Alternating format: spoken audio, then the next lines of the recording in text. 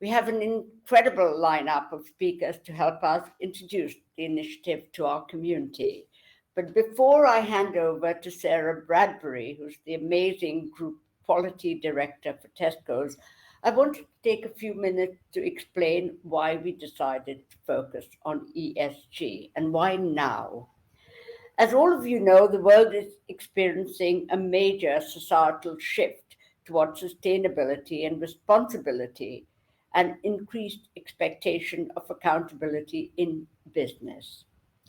Last year, I thought should do something in the sustainability space for women. So I mentioned my idea to someone in the banking world, and she said, you should really do ESG. I didn't have a clue what ESG meant. I thought it meant economic, social, and whatever else. I didn't know what it was. So I quickly kind of looked it up and realized that this was really big. And now I really enjoy it when I meet people and I mention ESG and they look totally blank. It actually makes me feel quite morally superior there for about 2.5 minutes. But I think ESG has become the buzzword that all of us are hearing about. And now we know that it refers to those three central factors: the environment, social, and governance principle. And I think the wider society has become so interested in this, and we know that it is really, really important. We have to be doing something. Now, I just wanted to say a couple of personal things.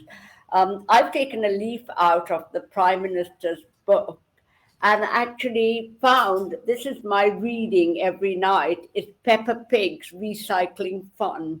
I really, really suggest it. It takes all of 30 seconds to read, but really we need to follow our Prime Minister to wherever he's going. No, I'm just joking, really. But I also want to say I'm actually wearing a jacket that I bought in 2002, which I think is probably older than some of you who are here today. So I do take, sustainability and looking after things very, very seriously.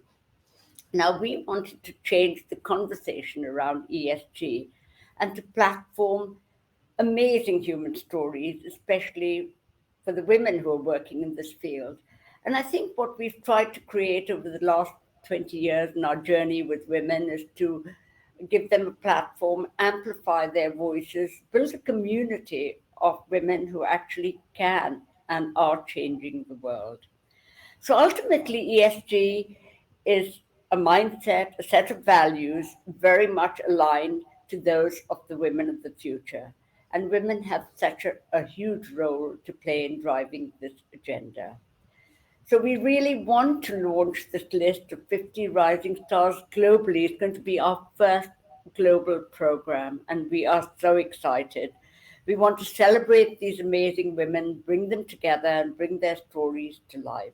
I hope you will really enjoy today's event, and I'd like to hand over to Sarah, and she'll tell you more. Tesco's is doing so very much in this space, and we're very proud and honored to have them as our headline sponsors. Over to you, Sarah.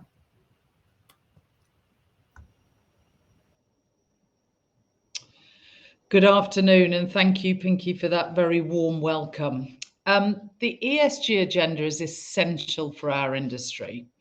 Food systems are responsible for almost 60% of global biodiversity loss and contribute to over 30% of global greenhouse gases.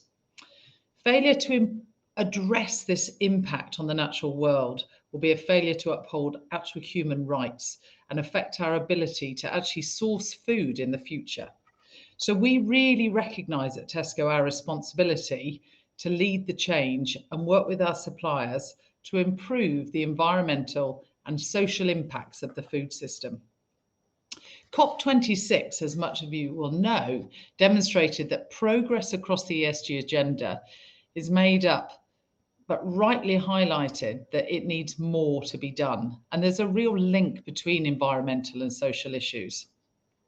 It's increasingly important for our customers who are expecting us to do. And our insight shows us that customers want to live more healthy and sustainable lives and have markets to do it for them. 1/3 more customers are now wanting to buy sustainably and very consciously in their purchasing decisions. And we've seen that ESG can have an impact on whether customers actually choose to shop with us.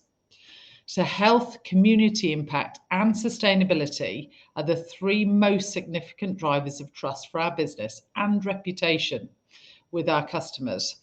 And that is why we're addressing all of these areas every day. Tesco colleagues, as member of the community, also want their employer to drive positive change. For me personally, I want to leave a world where my children can thrive. It's such an important topic for the future of humanity. I want to play my part for Tesco by taking the opportunity to help every customer easily shop more affordably, healthily, and sustainably every day. And I know that many of my other colleagues, some of whom are on this call, have very similar personal motivations.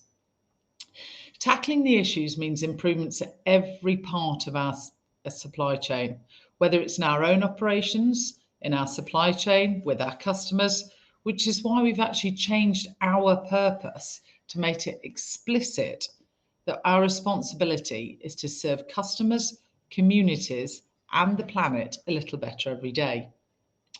Bringing this to life, it means that contribution from various colleagues is absolutely key.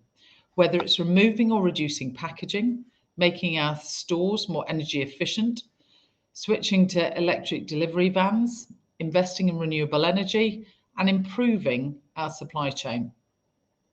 This work takes place at every level through the organisation, from senior leaders through to technical experts, and actually with our graduate programme, our new graduate intake is actually driving some of this agenda just off their own back because they see it as totally key. We've recently committed to a net zero emissions across our total footprint by 2050. That is a massive task, and it's going to need us to make some big operational changes, technology advancements, changes in regulation, and working across the industry.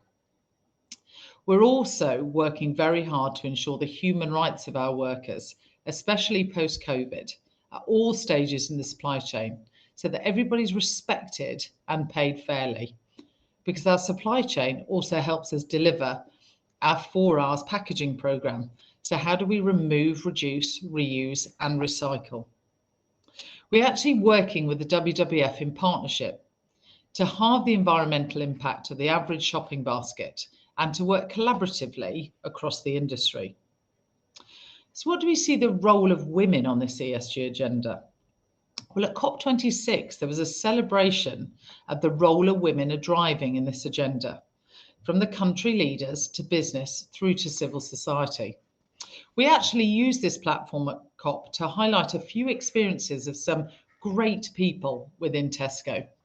Our group treasurer is responsible for financing across the business, and she is helping in the financing path to net zero. Our head of energy, she's responsible for driving down the energy consumption and carbon emissions across the stores with the renewables, solar panels, etc. Our head of environment, she's responsible for driving the agenda, leading the net zero work, and on deforestation. We also profiled one of our future leaders, a graduate who's helping deliver the rollout of electric home vehicle vans. By 2028, all 5,500 will be electric. This is just a really small snapshot of the women leading change in our business. There's many others, from our head of human rights, climate change manager, group marketing and communications director, our ESG investor relations director. Many people through to our commercial teams are all women leading this change in one way or another, various roles contributing towards the agenda. We are absolutely delighted to be partnering with Women of the Future programme. From our own experience, we know that diversity in our workforce is hugely beneficial across the whole of our business, from original thinking to innovation to really making sure that we've got a deeper understanding of our customers and the communities that we serve in. We take real pride that Tesco is a place to get on. We want to make sure that everyone of all genders and backgrounds feel able to build their careers with us and increase the representation of women across the business, particularly in important leadership roles. It's a big step for us, and we're progressing well.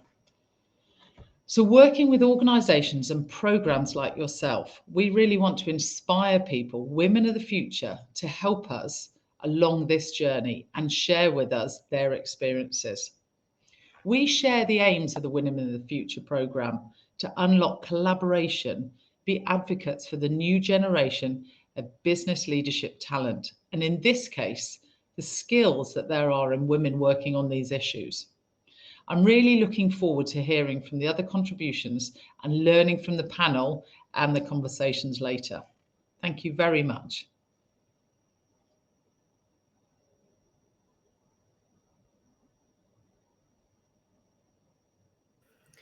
Sarah, thank you so much for those remarks and for sort of beautifully contextualizing food businesses into the wider ESG agenda, telling us what Tesco is doing in its own operations in the supply chain and with customers, and just showcasing a few incredible women in Tesco who are shaping a better world. So thank you so much.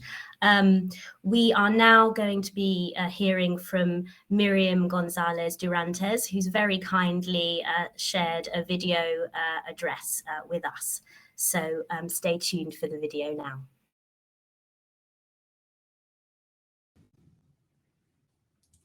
Hello, everybody. I should start by apologizing for the setting. I'm currently on holiday. It's Thanksgiving weekend here in the US, and I'm in this really weird old house in South Carolina, but I was very keen to spend some time talking to you about ESG, as Pinky requested from me, because I think that it is indeed a very important topic, which is often misunderstood.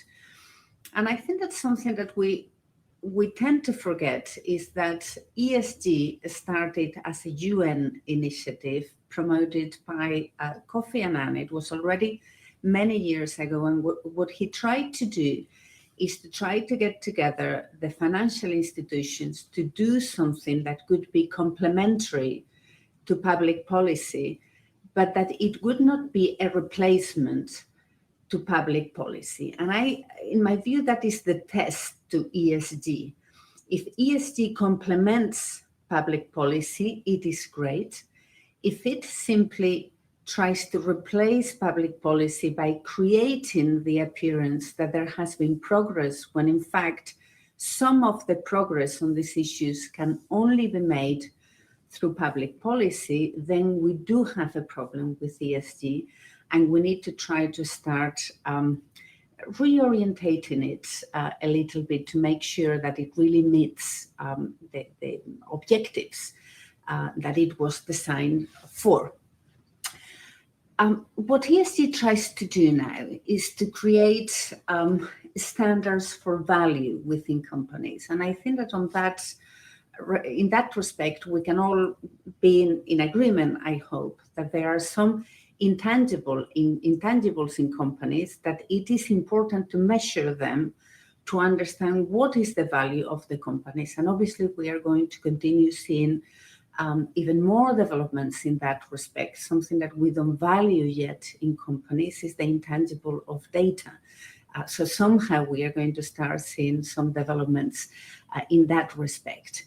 But something else that ESG did was to put the focus on the disclosures, on which is where it is going now. We have financial institutions like the FCA in the UK or the European Central Bank telling companies, and in particular banks and investment outlets, look, you should be disclosing what you are doing in the areas of environmental, social, and governance. And that is a really, really good thing to do, except that it is something that regulators are doing more and more often. And you would have seen something similar in the area of sanctions. Every single time there are more and more sanctions being imposed by regulators on banks in particular, financial sanctions. You would have seen this some months ago also in terms of forced labor on what is happening in Xinjiang in China, rather than having only public policy measures. Both the US and the EU are trying to put the onus on the banks and the financial institutions to control whether there is forced labor in the value chain. And you are going to see proposals coming up very soon from the US and the EU also. And remember that those are the two that normally start regulating, and then everybody else, UK, Canada, others follow. They put the focus on financial institutions and big companies to control the supply chain altogether, and it is called due diligence initiatives. So there is constantly this focus on trying to go from politicians and public institutions into what financial services companies should be policing on their behalf. And it's very attractive because basically the financial services companies become the agents of the political establishments, of the governments. Now, in ESG, in fact, we have things that have very little to do with each other. Where most progress has been made is on environmental issues, and that is where the central banks and the financial regulators have been focusing lately. And they control really that some of the initiatives that are presented as ESG are really meaningful. They have done a lot against greenwashing, and whenever we see in the reports and disclosures on financial institutions that something is advertised as the environmental side of ESG, but is not really truthful because whatever, they still have fossil fuel projects on in the investments that they promote or so on, they are saying, hold on a sec, this is not really good enough. So that is all the actions against greenwashing.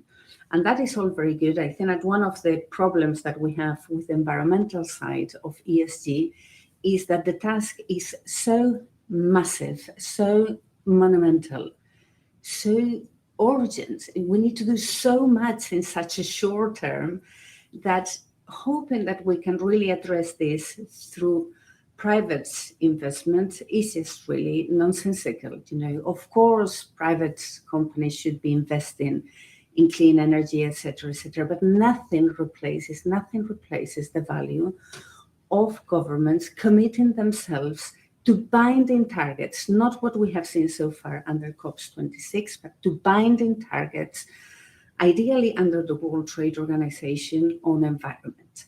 And the E side of ESG cannot make us lose track of the fact that the answer to that is in big public policy commitments, hopefully negotiated more skillfully than we have seen under COP26.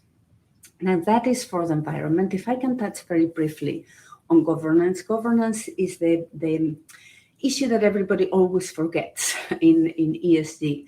And to me, is one of the issues where most of the answers to what needs to happen within companies lies. You know, if the governance side of companies was adequately addressed, we would find many less problems and certainly many less ethical problems with corporates than we find today. And very often we see boards that simply rubber stamp what the management teams do, and they do not take seriously the governance side of companies. I think that regulators should be doing much more to make sure that that governance is adequate and efficient and real. But if I can turn to something that I hope that interests you all now, is the social side of ESG that many put together with diversity, but it is not only diversity. And to me, there are various issues of concern in this basket. One is that in my experience, and I have now been, I have just left the board of one of the big Swiss banks, but I have been in the board for over 7 or 8 years. And one of the things that I have seen with financial institutions and those working with financial institutions is that when they look at ESG, whenever they look at the E, at the environment, they really look for investment. The G, they don't look at it almost at all. And when they look at the S, it is simply good old-fashioned philanthropy. It's throwing a little bit of money here and there, but not really making the effort to help some of the social initiatives to be interesting from a financial point of view and to make it investment worth it. And I think that is where a lot of the effort needs to go over the coming few years. And it's an effort that not only needs to be made by the financial institutions, it also needs to be made by all of us. You know, those of us, I lead a charity, for example, called Inspiring Girls, that connects female role models with girls. I think that all of us need to be thinking how much of what we do can be converted into a social enterprise so that people and companies really can invest into it, because they should have an interest in society going in a certain direction, whether it is because those are the consumers of the future or whether those are the workers of the future and therefore they want to create a talent, etc., etc. But it's an area where very, very little work has been done. And the other area of the social side of ESG has been focusing so far in the concept of equal representation in boards and the amount of women in boards, mostly on the non-exec side, but increasingly so also on the management side. And I think that if regulators have been focusing on greenwashing, they have an enormous amount of work to do on pink washing. I think that it is terrible how many companies are presenting these figures on how much female and minority representations they have in their companies, but really when you look with a little bit of depth, perhaps they only have it in the top board where they have managed to get to a relatively good number, but they don't really do it with the subsidiaries, or they do it in some locations and not on some others. And to me, one of the biggest issues that we need to change, and I hope that since all of you are women, we can all partner together on this, is to get rid of the 30%. The 30% is an initiative that came out in the US and in the UK. It was done with very, very good intentions to try to get companies to aim to a 30% female representation, initially in boards and then in companies altogether. I think that it is terrible how we have been stuck with a 30% when we should have never aimed for 30%, we should have aimed for 50%. Women are not 30% of society. And what that has, putting that's fake at the end of the day, objective, because it doesn't represent society. What it has led to is that now we have lots of companies hovering over the 20, the 30%, and being really happy that they are coming to that figure. But how come we have settled for that figure?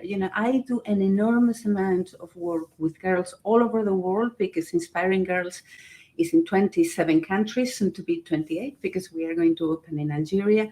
And I tell you, it is impossible to look at a girl in the eye and to tell her all that you can hope for is 30% of the top posts of society. So I hope that altogether we can get rid of that as soon as possible. And my very final message to you is that ESG is an area where we all need to see more progress. We need to see the investments being meaningful. But something we should never forget is that ESG only makes sense if it comes side by side with a good set of public policies. So please don't forget the public policy side. I do a lot on business. I run a charity. I think all that is wonderful. I hope that you get into that as well, because it's really rewarding. But at the end of the day, all the big changes in society come from the public policy and the political side of life. Thank you very much, and enjoy the day. Wow, well, Miriam can always be trusted for giving some really thought-provoking points. So thank you so much, Miriam, for sharing those remarks during what is a holiday period in the US. I personally thought that was a very erudite overview of the different components of ESG, what progress has been made so far, where we can focus our attention, and crucially to Miriam's final point there, you know, it has to go in tandem with public policy and other stakeholders. It is not just a finite sort of framework in a silo. So I'm delighted to move us on now to a more interactive session, our panel discussion. And I'd like to invite our two panelists, Keriana Embleton, Project Manager for Sustainability at the BBC, and Mahek Vara, who is CEO of Lumien and a fantastic tech entrepreneur who's done incredible things. What we want to do with this discussion, and please do fire your questions in the chat, is really bring ESG to life. As Pinky said at the beginning, this is really about showcasing human stories, practical examples of what ESG means on the ground across the three elements, rather than talking about quite a dry academic framework, which is not just the sort of domain of financial institutions. It is much broader than that. So hope you've got your creative juices flowing, but Mahek and Keriana, thank you so much for participating. You're fantastic women of the future and alumni, and really inspiring in your own right. Just so the audience can get a bit of a feel of what you do in your day-to-day. Mahek, can I turn to you first and just ask if you can just briefly set out what you do, what inspires you, and how it links to the ESG agenda? And then I'll come to Keriana. Thank you so much, Natasha, and thank you so much all for coming today. It's a great privilege to be able to speak to you all virtually. I think we all hoped it was in person. But my name is Mahek, founder of an organization called Lumien, who I'm here to represent today, and we focus on creating efficient food systems across the chain, and we're focusing at the minute primarily on reducing food waste, all the way from producers to farmers, you know, who are creating the food on hand, to consumers. A lot of the waste for food happens. In other things that I do across my life, I graduated this year actually from Durham University, and I've just started, we'll be starting to work at Morgan Stanley in their tech investment banking. So approaching ESG from both a corporate as well as something where it's a lot more grounds-on. As well, in previously, so I studied computer science, and I founded a charity which taught over 90,000 young people across in India learn how to code, and we focus there on girls, so focusing more on the social aspect and making sure that young people today have an equal opportunity to stand up and learn all the things. So that's sort of what I do across. I think I can pass on to Keriana. Thank you very much, Mahek, and yeah, great to be here as well. And thank you, Natasha, and for bringing us in, and also Pinky for inviting us here today.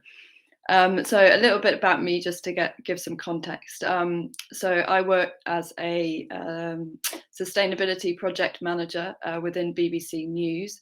So sort of myself and two other women set up the news sustainability team last June, and we kind of all wanted to push for change for sort of environmental and also social issues which are linked to environmentalism and also diversity and inclusion, to be pushed within the organisation, for that to be valued more. So we kind of set up the team, and then we created a working group to work across the division.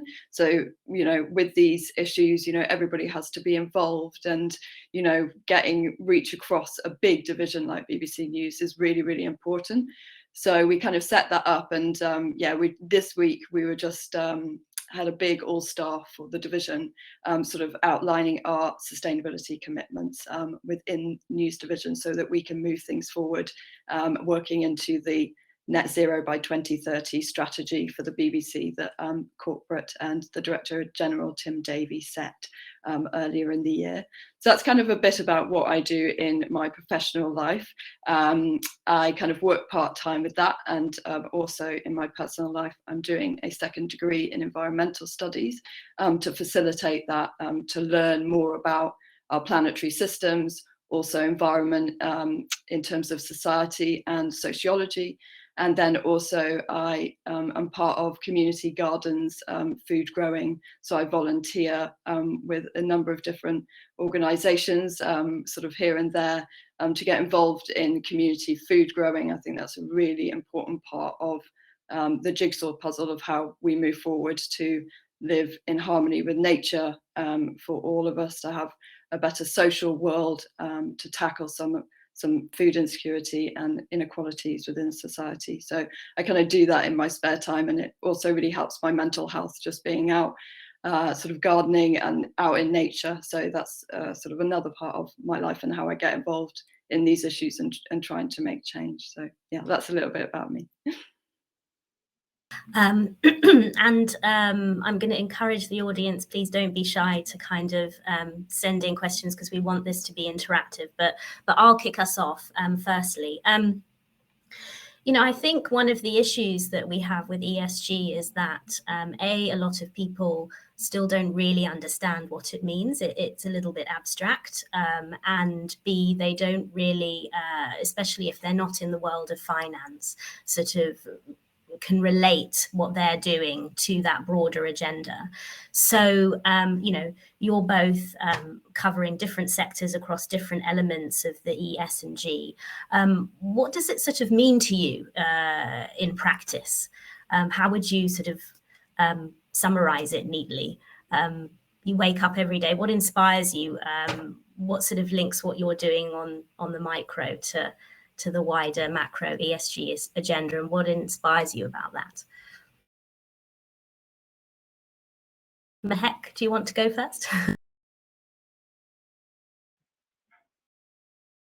Sure. So I think you're right in pointing out, Natasha, that more than often ESG is often linked to financial institutions and the services industry. And sometimes we can lose sight of how important it is for everybody to be involved in the agenda, the difference in our planet. And a lot of the times, initiatives that we see from, you know, investment funds who are investing in startups, in new initiatives, or we see corporate through their philanthropic arm investing in social governance issues, more it can be a little bit more on the surface. So it sort of looks a little bit rosy, and it looks great on their website, you know, I'm going to be honest. But I think really reaching out to the problems on the ground level, there needs to be more money directed into the space to help fuel to go forward. But also we need people on the other side standing up and doing things. So, you know, the money can be directed to useful causes and useful leaders who can make a difference. And I think in terms of, to answer the second part of your question, Tasha, on what inspires me to get up every morning and do something, and I really have to say it is all of you. I read the news, so I read the FT pretty religiously, and I have my tabs that I enjoy reading about sort of environmental and people doing good, and I think that's something that firstly for believing in myself that I, with the help of everyone else, can help make a difference for the part of the world, and something that obviously that my team and I are working on food, and we're very focused on helping the next young generation of people stand up for our planet. And we've had a huge focus on having women and girls stand up as well, as leaders in their community, leaders in their university, and say, you know, hey, I think this is an issue that I see, and I'm going to do something about it. And more than often, every day waking up and finding a reason to do it, finding your own purpose to do something can come gradually, but more than often it's the first step that's the hardest to take. And even today, when we're planning new initiatives, when we're trying something new, nobody on has done anything like it, and we all sort of sit there looking at each other virtually, and say, what are we going to do about it? And we just say, hey, let's just start it. Whether it's throwing off that first email to start off a conversation, whether it's speaking to people, and whether it's making that first action. I think once you take the courage, and once you build up the courage to take it, other things will naturally fall into place. And I think that, as has been pointed out by all the most wonderful speakers before, there is now such a wonderful community for us to tap into, for us to reach out to. That's been instrumental in how myself and a lot of other young people, startup entrepreneurs, people in the graduate scheme who starting off in the world of work make the first step to make a difference. So much, Mehek, and some great practical tips there also on how people can just get going.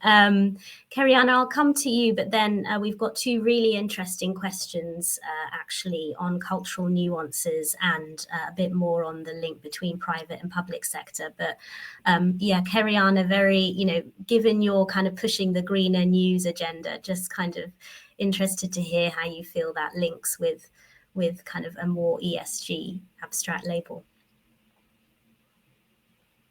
I'm echoing kind of what Mehek said as well, that's about sort of people and engagement in this. So yeah, the kind of financial side of things, which often sort of gets sort of taken up with the ESG, is kind of just one facet of it.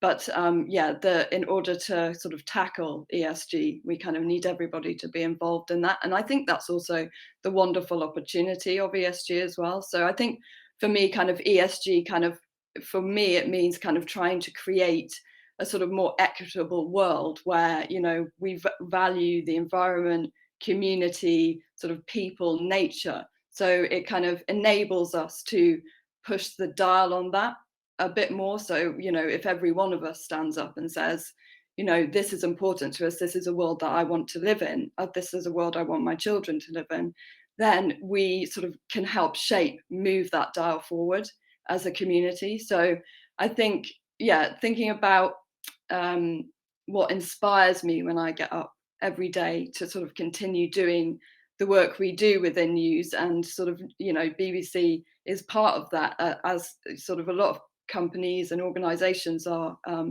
across different sectors. What can we do? What can we sort of change? And I think every morning sort of just waking up and thinking, okay, I am part of this, I have agency in this, what can I do? And I think that is really inspiring for everyone.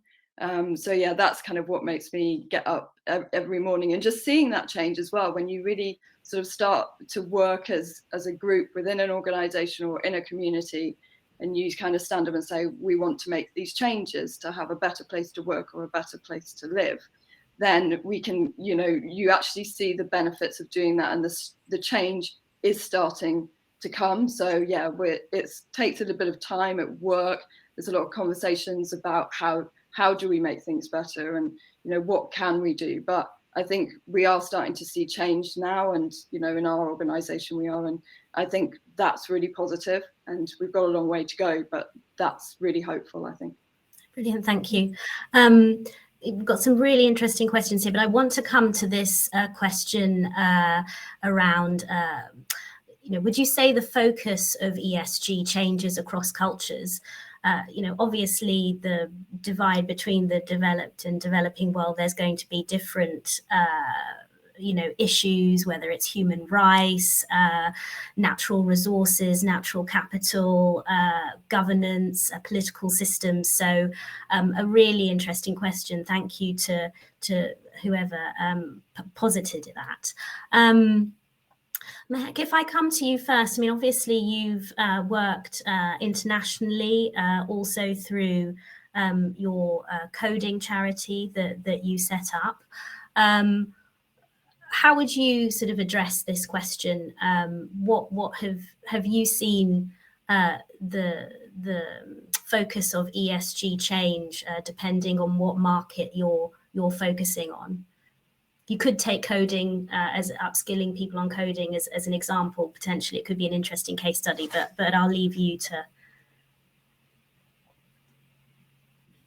Of course, I think I think I've had the great privilege of being able to see how it has also transformed over the last couple of years. So when I first started Code Camp, which is the coding charity, back in 2017, so or just over 4 years ago, and we worked primarily in India. So there was a very big difference of having obviously grown up in London, which is just, you know, the city and the tube. Whereas, you know, we worked a lot in rural areas there where they didn't have access to internet. If there was access, it was incredibly intermittent. And I think I think those sort of technical requirements in that phase reflected upon the sort of culture that people had, you know. So you could see that infrastructure was perhaps because of a lack of investment in that segment, a lack of focus or understanding that this is essential in our day and age, but also perhaps, you know, there wasn't the same volunteering culture that we have here. You know, I think across, you know, my family, my friends, I know everybody who volunteers at one place or another and gives up their time, whether it be through professional help or personal help. And I think that in some ways, it is still replicated across where I've worked across in India, but in very different ways. And I think tackling country or every culture with the same policy or with the same sort of ideology and initiative wouldn't work, simply because they're different places, they're different people with different mindsets. And I think that's something that sort of carried on when I've been working with Lavium as well. So we've worked with over 18 universities and just around a week ago, we held an event in India in partnership with the government, and we held a live event with over 11,000 students tuning in and taking part in our social campaign. And we can really see that there is, you know, a becoming difference. Perhaps not already worked in the industry for X amount of years, but there are a few people who are championing change in their workplace or in their governance. And I think that seeing that issue, raising awareness, and which rightly so, you know, organizations such as the United Nations have brought about these issues a lot more widespread. And I think we can see that change. But I can speak from a personal perspective, ending it off, that how we worked with the universities here, with our students, with our ambassadors, was very different on how we tackled the issue there, because mindsets are different. And whilst one person cannot change mindsets, at least we can help bring better initiatives to better the world. I hope that answers the question. No, I thought that was really, you know, it's always great to have concrete case studies and I think practical examples of what are quite sort of big questions. So thank you for that. I want us to cover as many themes as possible. So Kerry-Ann, I'll come to you with a different question, which is what investments in upskilling on the ESG agenda would you recommend for other sectors in the economy, for example, construction? I mean, at the BBC, you given the nature of the organization, you arguably have a pretty holistic approach of the economy. But do you have any thoughts on that? If we take sort of maybe the financial industry as being particularly upskilled because, you know, they're kind of in the thick of it, but where would you see other sectors benefiting from more education, more awareness of ESG? I think sort of a lot of different industries have sort of a lot of different sort of issues and things that they're trying to tackle in terms of ESG. So I think, you know, first and foremost, it's probably starting with, you know, with people within that sector, sort of asking the question about sort of what can we do, what changes can we make specific to them. So in a way, it's quite hard to sort of talk about what might be best for them whilst not working in those sectors, if that makes sense. And that kind of links back to, I think, Mahek's sort of point on different cultures and different places in the world, and how sort of ESG affects sort of different places, and having to sort of like listen to people from different places and different cultures, because they're the people who kind of know best. So I think, yeah, I think the first thing is for people within those sectors to kind of sort of learn a bit more probably about what ESG is, sort of, you know, and then look at how they might be able to sort of implement that in terms of the challenges that they're facing. So yeah, I probably didn't give a really great answer on that in terms of sort of what sort of, you know, educational tools and things might be used. But I think, you know, I think it's true to say, and, you know, maybe I'm wrong, but this is how I perceive it, is that I think most people really want to do better in this space. They really want to improve things. So I'm sure that there's lots of people within the different sectors that are actually starting to get to grips with this, and start to learn more, and just kind of, you know, start to read more on things, or kind of start to delve into what ESG means, and, you know, how they can implement that within their workplaces, their communities. So yeah, I think starting to learn a bit more, and then asking questions of their leaders in their different sectors, about how they can implement it better. Sure.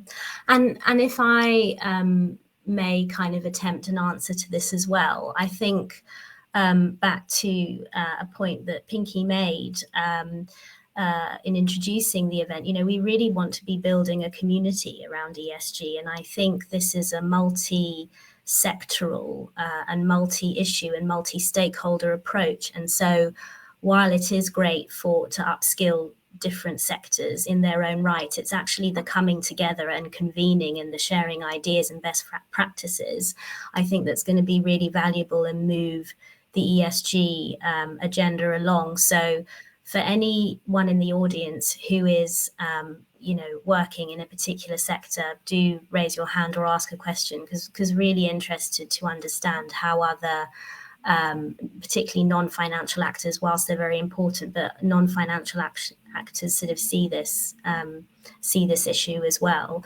And I think Sarah, in her remarks, made some really interesting points to this, which is, you know, the intersectionality between different issues, you know, how food systems impact on human rights and natural capital and supply chains. And so this really can't be seen as a single sectoral approach. I think sectors have to come together.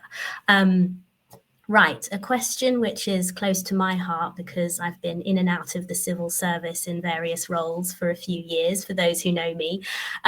So Miriam encouraged better collaboration between governments and the private sector.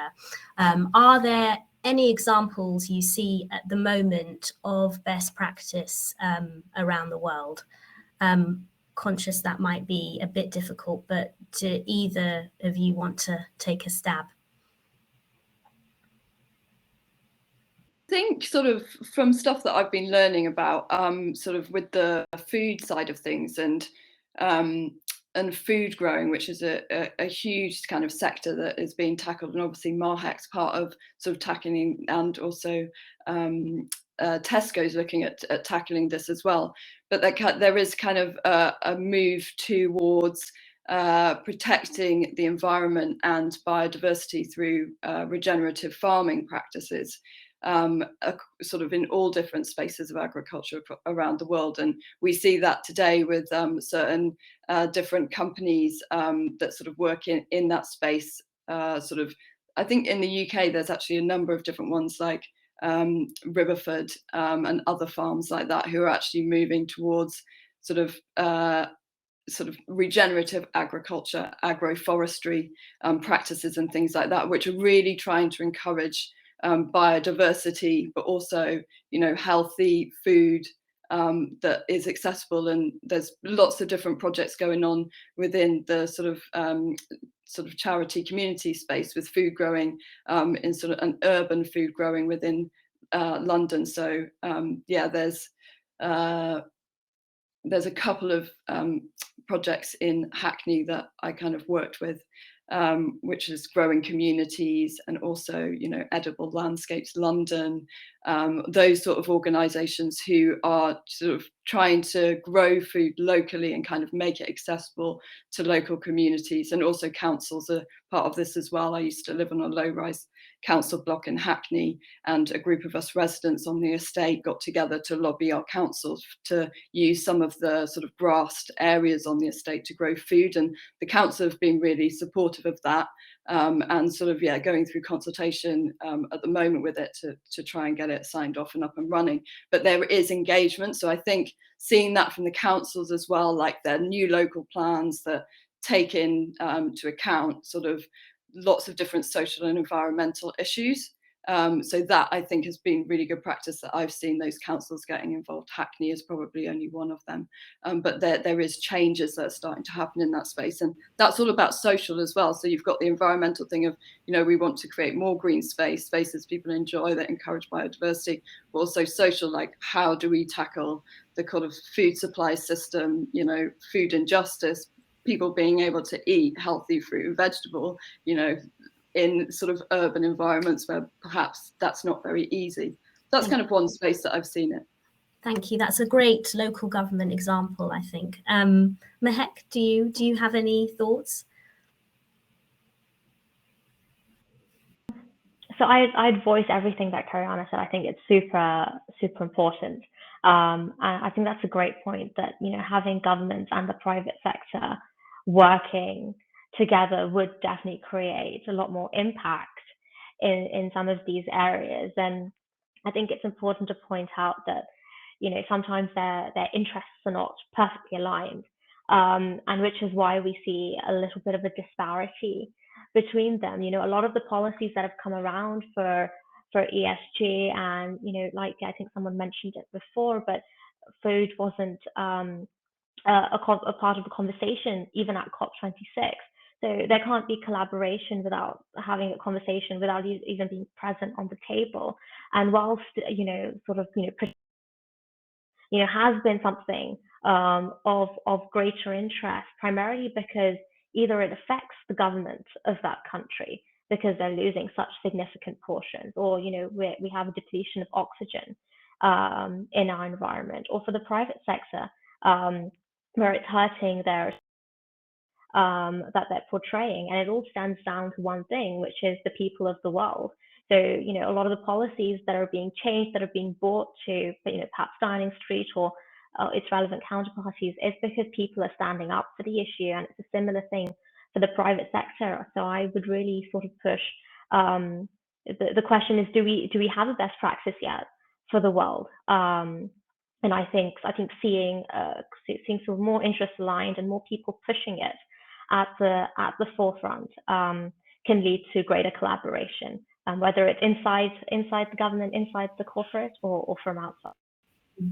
No, thank you. That's a really good take on it as well. And just to wrap up, because I'm keen that we now all get to the juicy part of our event, the networking. And again, just with my former government hat on, I can think of, I think, 3 big examples actually of where private-public sector collaboration has gone well for the benefit of ESG. So one is kind of vaccines, really, where government took a big risk in kind of support, procurement, encouraged private investment, worked very well with the big pharma companies. We all know that model worked very well. I think in inward investment, government can provide a lot of patient or catalytic capital that supports the private sector to come in and really scale much needed green technologies, for example, or R&D. I think those are 2 examples I've seen from my time in government where there's been really great private-public sector collaboration, but it requires bold visionary thinking. It requires both sectors to sort of move away slightly from their general modus operandi and be a bit more creative and lateral thinking. So I think there's there's the practical model of how you do things, but to come back to Pinky's point, it's also a different mindset that we need to adopt. Great, right. Thank you, Mahek and Keriana. Great discussion. Thank you for sharing your personal stories and viewpoints. I hope everyone in the audience enjoyed it. Thank you so much for your questions. And now, actually, before we go into networking, I'm going to hand back to Pinky to close us off before we all get together. So thank you, and Pinky, back to you. Thank you so very much, Natasha, for that, for hosting that, and to Mahek and Keriana for your energy, your passion, your commitment, and your eloquence. I know the world is in good hands. I look, two of you, I know the future will be well looked after because you're doing amazing things. That was so inspiring. Before we go on to networking, I'd just like to say, thank you to everyone for joining us. It's a very, very important subject. And we want you to start thinking about people you can nominate globally. We're not going to be launching the initiative till early in the new year, and you will hear more about that. But please do start thinking of people that you can nominate. The other thing is, please do join our community. As most of you know, the DNA of our community, the Women of the Future, is all about kindness and collaboration. And we love new people joining us to bring their own special brand of energy. So please do get in touch if you want to know more about what we do and join us on our journey. I think this is the start of something really exciting. And what really excites me is that it's going to be a global conversation. And I think we need to include every single region, because I think that's the only way we can make a difference. Before I let you all do the networking is very important, because I think all of you know with Remo, you can hop tables, you can meet new people, keep up those connections, because that's actually how we can keep connected and keep doing bigger things. Very big thank you again to Tesco's, Sarah Bradbury here. It's because of Tesco's commitment and their vision that we've been able to start this journey with them. So now it's time for the networking. Over to you guys.